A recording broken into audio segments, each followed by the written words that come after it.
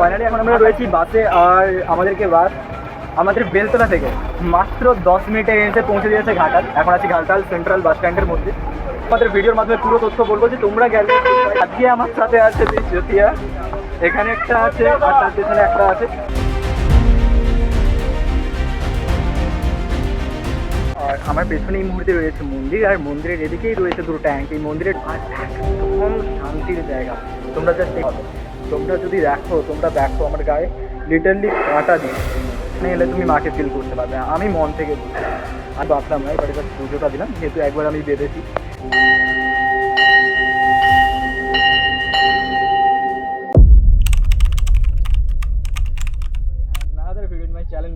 Lifestyle. আর আজকে আমি এসেছি পশ্চিম মেদিনীপুর জেলার অন্যতম একটা জায়গা ক্ষীরপাই। ক্ষীরপাই অনেক ফেমাস হচ্ছে ক্ষীরপাইয়ের বড়মার কালী মন্দির। এর আগেও আমি অলরেডি দুবার এসেছি, বাট দুবার আমি তোমাদেরকে ভিডিও দিইনি। তো আজ আমি যেহেতু এসেছি ভিডিও না বানিয়ে থাকতে পারলাম না, যেহেতু আমি এসেছি ভিডিও বানাতে। আর তো তোমাদেরকে দেখাবো ইচ এন্ড এভরিথিং, কীভাবে আসতে হয় না আসতে হয় এখানে।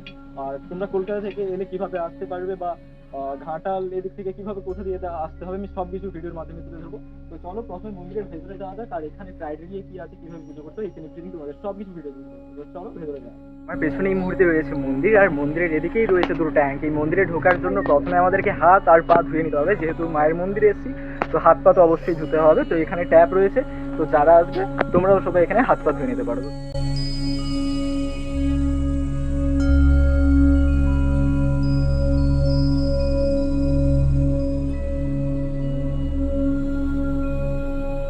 মন্দিরের বাইরে অলরেডি দুটো দোকান রয়েছে, আর মন্দিরের সাইডেই একটা দোকান রয়েছে। এখানে পুজো দেওয়ার জন্য যে সমস্ত সামগ্রীর প্রয়োজন হয় সেগুলো আমরা মন্দিরের সামনে থেকে পেয়ে যাবো।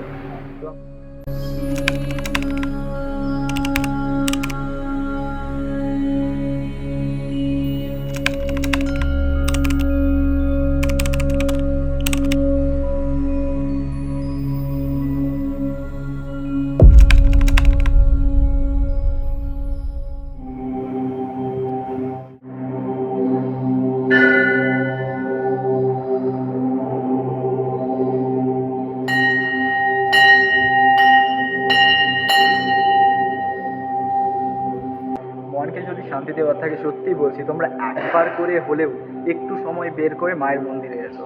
আর এই মায়ের মন্দিরে আমি ভেবেছিলাম খুব গরম হবে, যেহেতু এর উপরটা টিন রয়েছে, বাট না।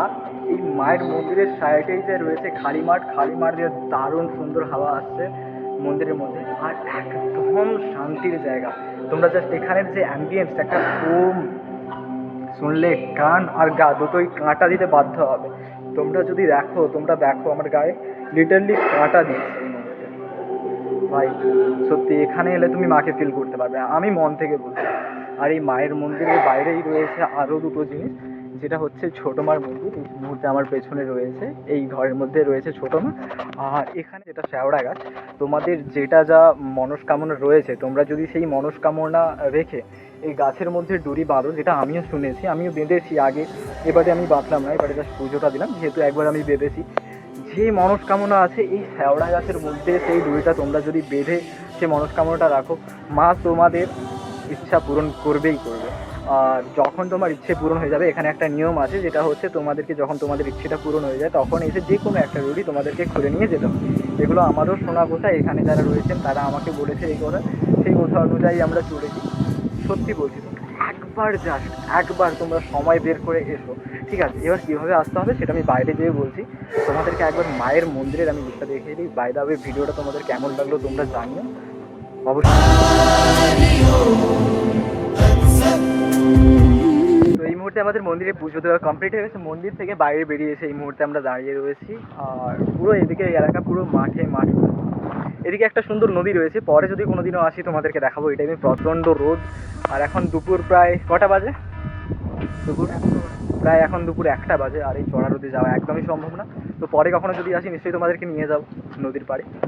এই মন্দিরে আসতে গেলে আপনারা আসবেন কীভাবে? আপনারা যদি কলকাতা থেকে আসতে চান, তো কলকাতা থেকে আপনারা হাওড়া স্টেশনে এলেন।